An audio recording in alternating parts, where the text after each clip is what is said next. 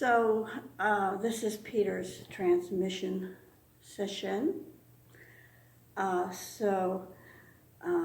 Everyone's going to be talking about transmission. This is probably one of the most rare and one of the most important ceremonies that gets done in Zen. We do it sort of semi-traditionally, if it was really done, all down the line, it would be done not only at midnight as we do it, but they do it in a room, a secret room, and they put cloth over all the windows so that nobody could peek in and see what's going on. So it's like a real secret thing. So I'm going to talk about Ananda's transmission. Ananda was the third successor after Buddha. There was Buddha Mahakashyapa and then Ananda. He was the Buddha's much younger cousin. Supposedly he was born on the night of Buddha's enlightenment. Ananda was reputed to be a very handsome man. I guess maybe an early Buddhist matinee idol. And his name means joy, pleasure, not because he was necessarily always so joyous, but because he was so handsome, everyone who saw him was joyous. Maybe not the other men, I don't know.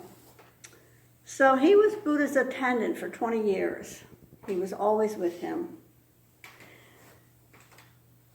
And according to Buddhist tradition, he heard and he remembered every single syllable that came out of the Buddha's mouth.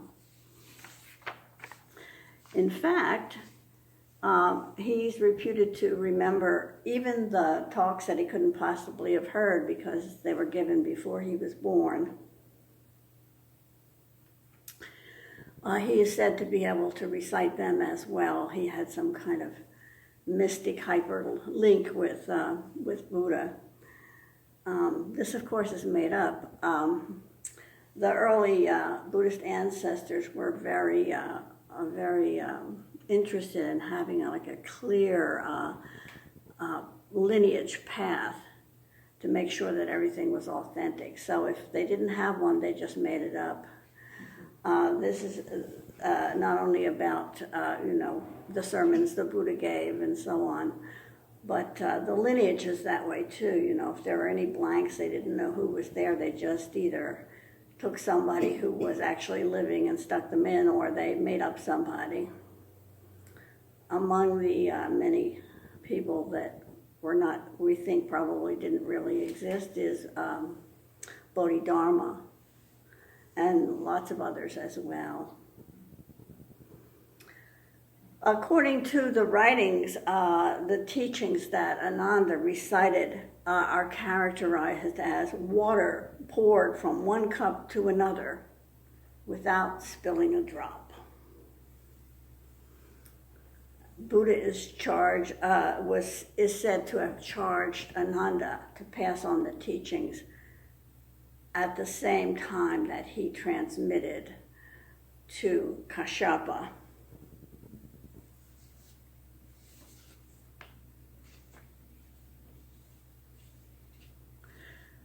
Despite all his mastery of the words of the teaching, Ananda did not receive transmission for many, many years. By the time he did, Buddha was dead and he was transmitted to by Kashyapa. The story of his transmission is told in two places. The transmission of the lamp and in the Mumonkan, case 22. Slightly different versions, so I'll give you both of them. This is from Transmission of the Lamp. Ananda asked Kashyapa, "What did Buddha hand on to you besides the golden sleeved robe?" Kashyapa said, "Ananda." Ananda said, "Yes." Kashyapa said, "Take down the banner pole in front of the gate." Ananda was greatly enlightened. That's one version. The Mumonkan has a slightly different one, almost the same. Ananda asked Kashyapa in all earnestness, "The world-honored one transmitted the brocade robe to you. What else did he transmit?" Kashyapa called, "Ananda!" Ananda replied, "Yes, master." Kashyapa said, "Knock down the flagpole at the gate." So this story is often told to emphasize the point that waking up is not a matter of knowing the words of the teaching. The transmission of the lamp emphasizes this point by saying that knowing the teachings without realization is like, quote, "a poor man counting another's treasures without half a cent of his own." So all those thousands and thousands and 10,000s of words that the Buddha uttered, and Ananda could not find his enlightenment in them. And neither will you. At the Zendo in Philadelphia, we have quite a collection of Buddhist books. Gregor and I have been working lately to sort out a little order out of chaos there. And it's amazing, there are books about Zen and other religions. There are the books containing the sutras, books about Zen from every possible point of view. And your realization is not there either. All those books are somebody else's realization, which they put down. It's not your realization. And when we look at waking up in that way and look for it in the words, we tend to make a thing out of it. We tend to see it as a specific set of beliefs and ideas, and it's much bigger than that. It's much bigger than you or me. But the point is not that knowing and understanding the teachings is bad. The point is it's not enough. Kazan, who is the person who collected the transmission of the light, says this: "It is not that the heart, i.e. of the teachings, is not in the scriptural teachings, but that Ananda had not yet penetrated them." It's not that it's not there, but he hadn't gotten it. So Ananda is a good example of the point that intellectual understanding is not it. If even he, with his extensive understanding of everything the Buddha ever said, if he didn't get it, then there's no hope for any of us as a path to realization through words. So give it up. There are still students who get very heady and pedantic about practice, but it really seems to me that in our culture, we mostly do the opposite. We allow ourselves to remain very ignorant. We often don't read or study. We only want to sit. We don't want the precepts either, especially too many rules. Mostly what we want to do is be entertained by Dharma talks. So this particular lesson from Ananda's life is perhaps not the most pertinent one to get from his story for us. Therefore, I'd like to go to another lesson that I think does apply to us very strongly. It is set forth in the very first line of Ananda's exchange with Kaishapa. According to both versions of this story, the whole incident begins when Ananda asks Kaishapa a question. In the transmission of the lamp, he asked, "What did Buddha hand on to you besides the golden-sleeved robe?" In the Mumonkan, he asked, "The World Honor One transmitted the brocade robe to you. What else did he transmit?" There was a lot of detail about this robe in the transmission of the lamp. It's called brocade or golden-sleeved.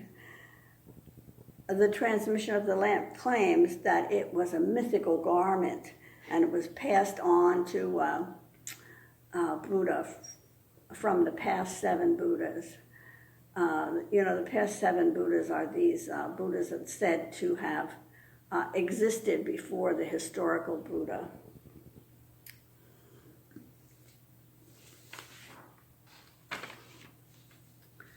Another story says that Buddha's aunt and his subsequent stepmother, Prajnapati, made the robe, and gave it to him.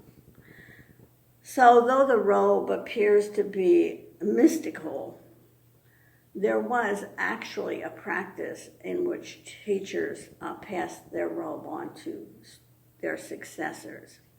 If you tour monasteries in China or Japan, sometimes you can see some of these robes on display.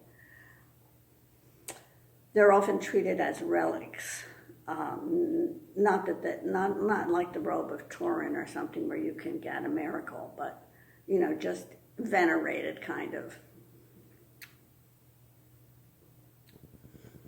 So these stories about the robe are kind of interesting, but they're not particularly relevant to modern practitioners.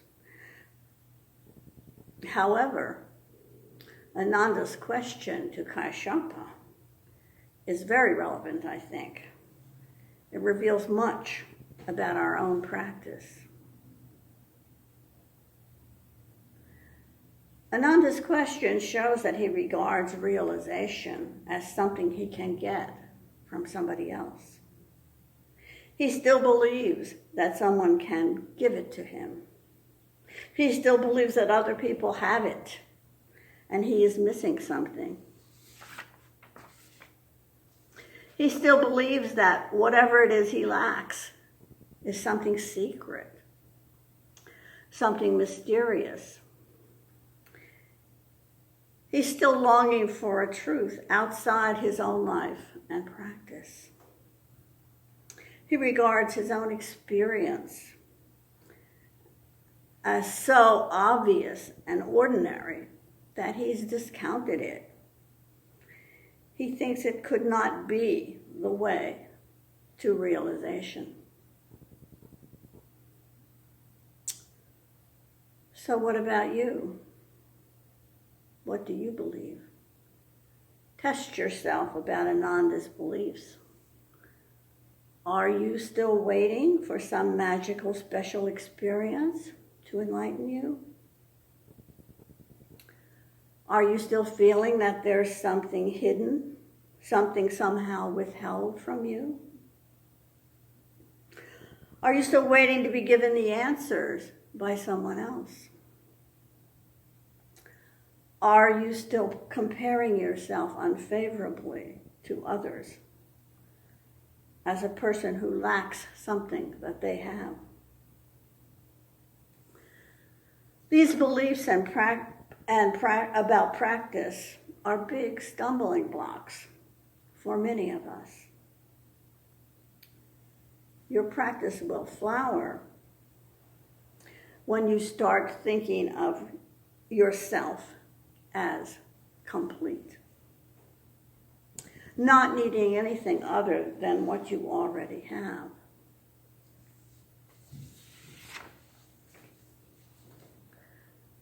Barry always says you need to reach a point of basic all-rightness and not go around feeling you're a day late and $1 short. We have to be able to say with Suzuki Roshi, I'm perfect, just the way I am. And we have to understand in what sense we're perfect. And we have to understand that our perfection does not mean that we couldn't use a little improvement.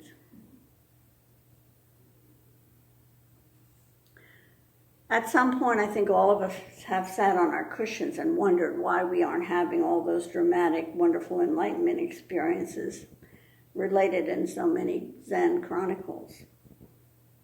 Or if we are having them, we still wonder if our experiences are as authentic as other people's. Did I have Kensho and somebody else had Dai Kensho? Am I merely enlightened and others have Anuttara Samyak Sambodhi? Is my enlightenment bigger than yours or not? This way of thinking is toxic because it never ends. We have no access to other people's experience, so we can't compare ourselves to them. No matter how deep and long your samadhi is, it's never permanent. And your experiences of oneness and realization are not even the most important thing about your practice.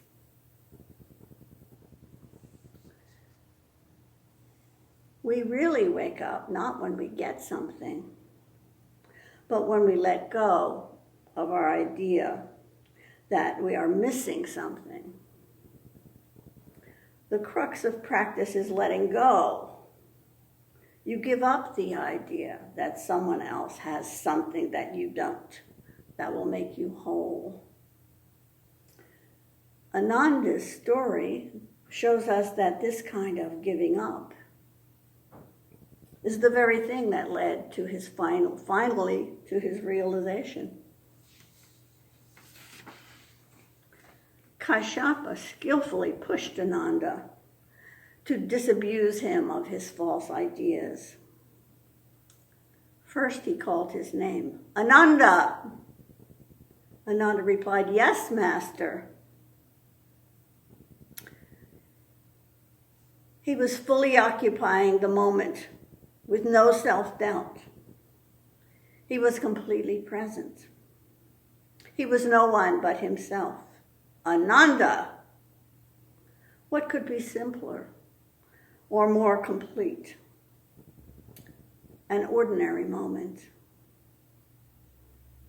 Then Kashyapa administers the coup de grace. He says, knock down the flagpole, Ananda. Kashyapa is declaring, metaphorically, that the teaching is over. Further instruction is not needed. Ananda already has what he needs. Kashyapa is saying, stop longing for something else, something extra. See what is and find it enough.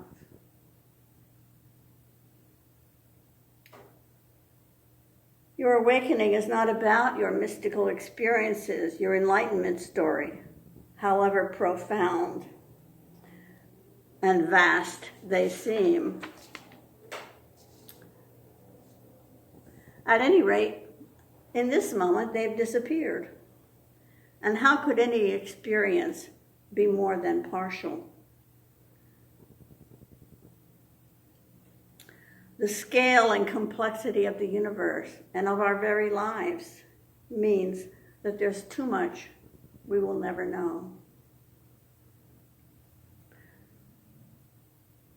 So why does Kashyapa cite taking down the flagpole to indicate completion? It seems that in ancient India, whenever two adepts met for a debate, each would plant their flag outside the debating place, and then the winner would knock down the pole of the other guy. And a part of this practice was partially adopted by early Zen people, they would plant a flag in front of the monastery or the temple so that people would know there was going to be a talk.